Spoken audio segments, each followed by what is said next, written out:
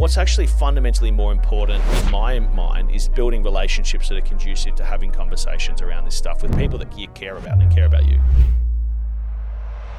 Because that's where you're actually going to talk to this stuff. Now, I didn't do that second part at all, right? I lied or I withheld or I hid all of these issues extraordinarily well and really didn't get to the help part with anyone in my mind in a meaningful way until I got to the worst state when I really had to put my hand up and be like, this is not working. When that happened, you were going through a tough time in 2017. Did someone tap you on the shoulder and say, Tom, you don't look good.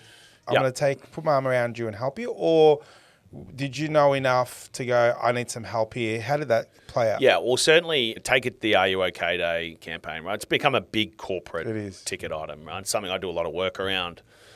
And I think there is real value in this concept of let's heighten the focus and awareness and attention on one thing and just break through the conversation barrier so that we can actually talk about this stuff year round. I do think there's value in that, even though it is one day and we should be thinking about this stuff all the time. But one of the big things that they pushed in the early stages, and I think this is a question I get asked so often, is how do we spot the signs and symptoms? Like, one, it depends on the person. Right, I could fake it like no one. Right, it's like the cliche king, same stuff. But equally, there's an underlying message in this spot the signs and symptoms. Even though, by the way, I think it's important to learn what they are. There's an underlying expectation of people to walk around and like psychoanalyze their friends, family, workforce, colleagues, peers, whatever. Yeah. It's unrealistic in most cases. Right, we're all busy. We've all got our own issues. And what's actually fundamentally more important in my mind is building relationships that are conducive to having conversations around this stuff with people that you care about and care about you, right? Because that's where you're actually going to talk to this stuff.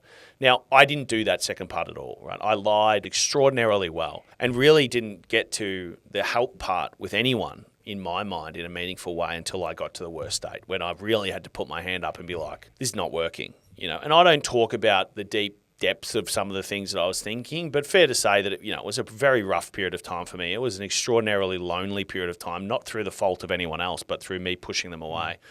And I really ran out of options. And thankfully, and I talk to people about this all the time as well, I was lucky, right? I had a psychologist at the club who I knew, who I didn't have to build a relationship with because it already existed. Probably pay.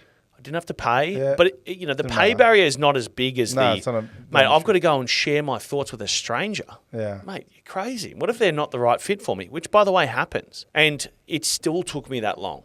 And it was really a then 2-year process to get back to anywhere near my best because unfortunately when you let these things play out for long periods of time, subsequently, it takes longer to bounce back. So once you then started to get help and start to talk to people, when was the decision to retire? Because you walked away from money and you said, I'm going to retire. You could have easily just played out your contract, be injured, play reserves. Apparently, because that's commendable what you did, right? Thank you. I appreciate that. I do feel like, I didn't feel like I had a choice, to be honest. Yeah. And I just couldn't have lived with myself, I don't think, if I'd sat there and just... But, we've found out, let's say, without making this about any one player in particular, we've found out in the last 2 years that there is ironclad contracts in the AFL, right? And they are completely indisputable and players can essentially do nothing and get paid the contract that they sign. All of the exposure's on the club side.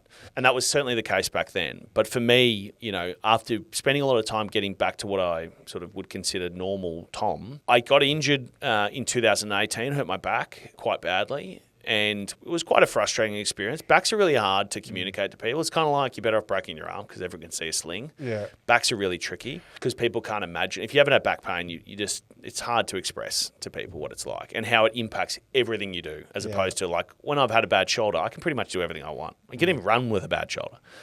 And so I was on the sidelines and, albeit frustrated, I was actually in a pretty good mental state. Like I was sort of, I suppose, contemplating what I wanted to do with my life. And I sort of felt like I was at this stage where I was half in it, I was sort of still trying to do everything right, still having good interactions at the club, still trying to do my rehab. But it just didn't feel like I wanted to do this anymore.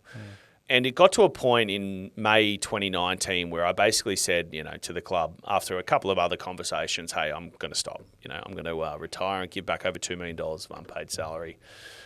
And I'm going to walk away. I'm going to be one of these few players to actually leave the game on their own terms. And the examples that I use, many of the greats of the game, right? They don't get to do the Ring of Honour until 5 or 6 years after they've retired. They don't get to walk out of these clubs, have a retirement speech, say goodbye, have everyone happy about it, because the game moves on, right? If you finish at a different club, Luke Hodge finished at a different club.